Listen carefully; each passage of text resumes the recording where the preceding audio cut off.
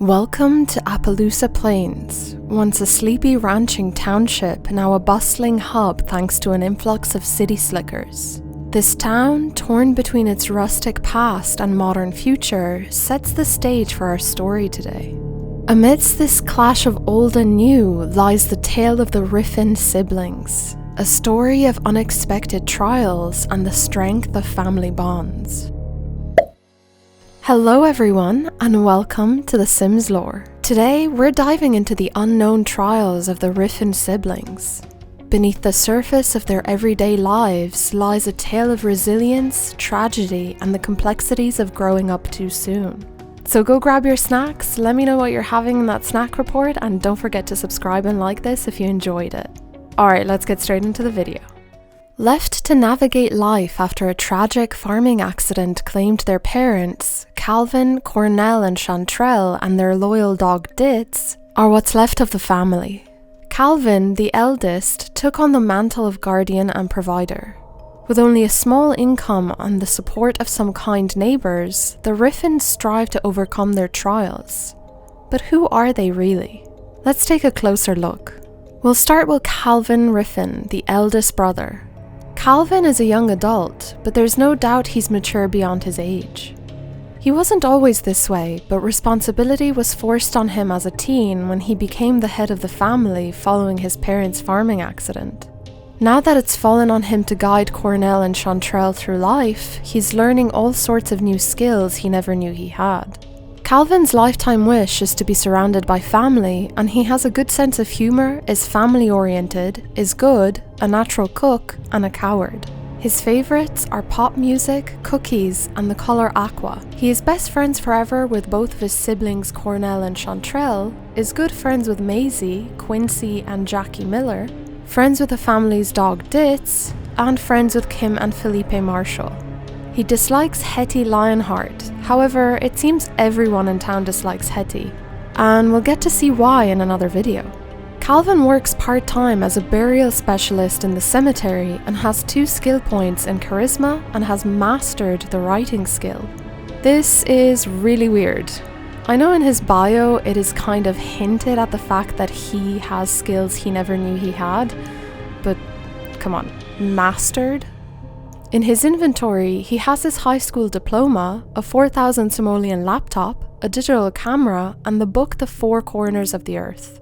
Okay, so let's unpack him a little bit and try to understand a few things. Poor Calvin was left to fend for himself and take care of his young siblings only when he was a teenager.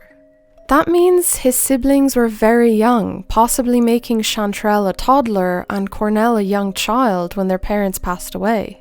So, knowing this, he was then left no choice to get himself a job. However, this is where I get a bit confused. Why would Calvin choose to work as a burial specialist when he is a coward? Not to mention the cemetery is on the opposite side of town as well. There are so many other closer establishments where he could have found a part-time job as a teen, such as the Arts Centre, the Civic Centre, or even Huber Associates or Kim Gould's Steakhouse, to name a few, all which are very close to the house and safe from his cowardly ways. I understand he might have not chosen the job and might have fallen into it.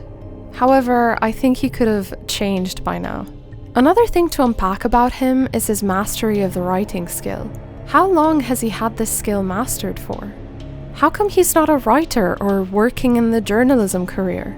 I suppose the game leaves that up to the player to change up and decide whether they want to use his skill mastery or not. Which, I mean, it would be very easy money considering he would be a very good writer and his books would sell well eventually. And also the fact that he usually rolls a want to write some type of novel. Interestingly, his mother, if resurrected, had 1 skill point in writing. Perhaps it's a passion they both shared before she passed, and Calvin stuck with developing that skill in memory of her. Okay, next up is the middle child, Cornell. Little Cornell is getting used to life without a watchful parent's eye on him. As his older brother Calvin struggles to keep up, young Cornell has turned into a bit of a troublemaker. Taking risks, accepting dares, how long can he keep going before something goes very wrong? Cornell is 3 days away from aging up to a teenager. He is a daredevil, excitable, and a virtuoso. His favourites are pop music, cookies, and the colour orange. He's best friends forever with both of his siblings and Ditz the dog, is good friends with Kim and Felipe Marshall, friends with Quincy, Maisie, and Jackie, and of course dislikes Hetty. Cornell is a grade C student and he doesn't have any skills. In his inventory, he has a digital camera, an umbrella, a handball, and the book Where is Bella? Okay, now onto the little sister, Chantrelle. Chantrelle was just a toddler when she lost her parents, shielding her from the worst memories of that unfortunate accident. She's old enough now, though, to realise that her family is pretty different from the other kids at school. Will she find a way to grow into a well-adjusted teen, or will the past continue to haunt her? Chantrelle is 5 days away from becoming a teen, so not too much younger than Cornell. She's a technophobe, a bookworm, and clumsy. Her favourites are pop music, cookies, and the colour lilac. She is best friends forever with both of her siblings, is good friends with Maisie, Kim, and Felipe Marshall, friends with Quincy and Jackie, is disliked by Ditz the dog for some reason, and you guessed it, dislikes Hetty. Chantrelle is a grade C student and she has the painting skill mastered as well as 1 skill point in writing. Again, what? This is really bizarre. In her inventory, she has 4,000 simoleon laptop, a digital camera, an umbrella, a baseball, and a book titled Toddlers and Chopsticks. Okay, if Chantrelle has the painting skill mastered, that would mean she would have had to start as a toddler. Now, it's not completely out of the question that her parents didn't encourage her to practice this skill by reading to her. There are 3 books that they could have read: Finger Painting 101, Handprints of the Masters, and Don't Stay Within the Lines. The rest she could have developed herself throughout her early childhood years. However, there is no sign of an easel on the property. Weird. The Riffins' house is quite dark as the multi-gabled roof and the clad horizontal wooden sidings are all painted in a muted, earthy colour. The yard is meticulously landscaped with vibrant flower bushes, sunflowers, and other colourful trees. The Riffins also have a little garden with lime and apple trees, peppers, tomatoes, garlic, lettuce, potatoes, onions, and grapes. There is a small pond on the right side of the front yard where the family can fish. All in all, the house appears to be on a pretty good patch of land which the family probably lived off of.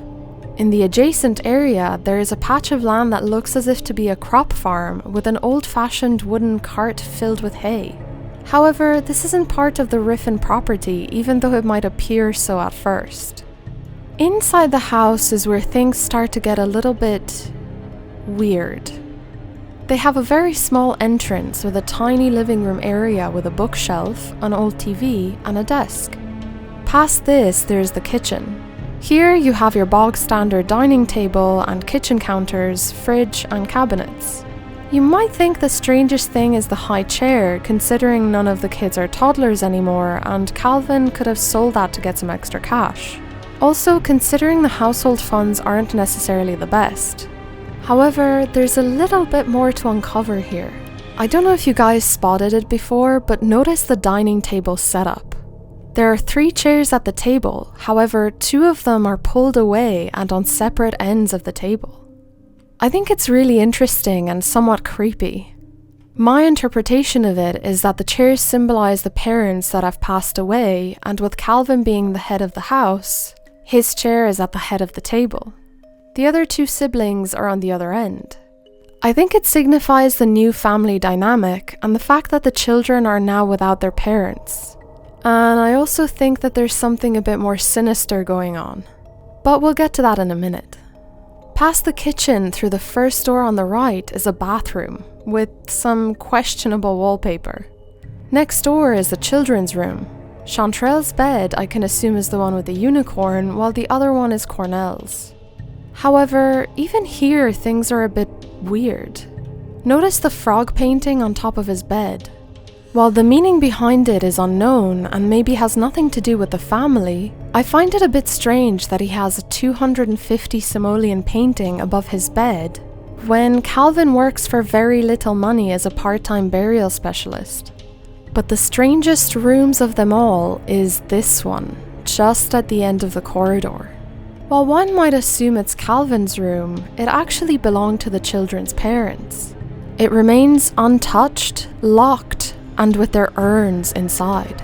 The father, Clemens, is on the floor and Clarissa is on the dresser, creating almost a shrine. Why are the parents in there? Why did Calvin not bury them, considering he's a burial specialist and works in the cemetery? Why is the door locked? So many questions, and all to be answered very shortly. So where is Calvin's room? Well, if you come out of the last room on the corridor, you can see some stairs leading to the basement. Here, there are two doors. One leads to a pretty large bedroom with a double bed, a guitar, and a dresser, and the other is a pretty standard bathroom. In between these two, there is a foosball machine. Alright, now we can delve into uncovering the mysteries and answering some pressing questions about the Riffin siblings, because certain aspects of their story just don't add up. The tragic death of the Riffin's parents, Clement and Clarissa, left a lasting impact on the siblings. Some townsfolk whisper that the parents' spirits still linger in the house, watching over their children. The peculiar arrangement of the dining table and the untouched bedroom could be Calvin's way of acknowledging their presence, ensuring that their memory is always felt within the home. Or it could also mean that the parents are coming out at night and rearranging the furniture. Either way, I think the townsfolk are onto something here, making the Riffin household even more intriguing to play. Will you bury their parents, or will you leave them as is and witness them come out at night? Calvin's mastery of the writing skill and Chantrelle's advanced painting abilities suggest a deeper story. While it's incredibly bizarre, it's not completely out of the ordinary, considering Clarissa was possibly a writer or a lover of literature, as she had one skill point in writing. Perhaps their parents were not just simple farmers, but had artistic inclinations that they passed on to their children. Maybe she was the one inspiring her children to master the craft in her memory. Similarly, Chantrelle's painting prowess could indicate a family tradition of nurturing artistic talent, hidden beneath the guise of a rural simplicity. The siblings can easily find success and money with the mastery of these skills, and should definitely be used in gameplay to help them out of their predicament. Or not, you can totally make them suffer if you want. Despite Calvin's low-income job as a burial specialist, certain luxuries in the house, such as Cornell's expensive frog painting, suggest hidden wealth. Unless, of course, it was there before his parents passed away, meaning they footed the bill. However, not selling it to keep the family afloat, considering they don't have that much, is a bit strange. This could indicate that the family has a secret stash of money or valuable items, either on their own or left behind by their parents. Clement and Clarissa might have hidden a fortune somewhere on the property, which Calvin is slowly uncovering, and using that to support his siblings. Which, in my opinion, makes a lot of sense, since he couldn't afford to support a family of 3 and a dog on a part-time burial specialist income. Unless... The Miller family, neighbors who closely watch over the Riffin siblings, might be more than just good friends. They could have a deeper connection to the family's past. Perhaps Clement and Clarissa were involved in a covert community effort or secret organization, and the Millers are continuing their work by protecting and supporting the Riffin children, including financially. This theory would explain the Millers' intense involvement and the occasional mysterious assistance the Riffins receive, and could also explain the previous theory of Calvin and Chantrelle's hidden talents, as they would have been trained in a skill. Now, this theory seems to check out a bit, considering Calvin and his siblings are mentioned in the Miller family bio, and I quote, "As fate would have it, they live right next door to the Riffins, certainly a bunch that could use a helping hand." However, the family bio also implies that Jackie, the Miller's teen daughter, might have a romantic interest with Calvin, who is a young adult. However, Jackie's personal bio hints at a potential romantic interest in her best friend forever, Cruz Martingale. Definitely something to have a look at in more detail in a future video. But the theory of the secret support from the Millers isn't too far-fetched. Ditz, the family dog, has a peculiar relationship with Chantrelle, who dislikes him for unknown reasons. Ditz could have been trained by their parents to be a guardian for the children, sensing danger or supernatural presences. Chantrelle's discomfort around Ditz might stem from his protective behavior or an accident in the past that only she remembers. This theory adds an element of mystery to Ditz's role in the family, suggesting he is more than just a pet. The strange setup of the house and the lingering presence of the parents' urns might hint at a darker past. Perhaps the farming incident was not an accident after all. The Riffin parents could have been involved in something dangerous, and their death might have been orchestrated by a rival or enemy. Calvin's job at the cemetery and the peculiar items in the house might be his way of piecing together the mystery, protecting his siblings while uncovering the truth about their parents' demise. So, as we've established, there are still many mysteries surrounding the Riffin siblings.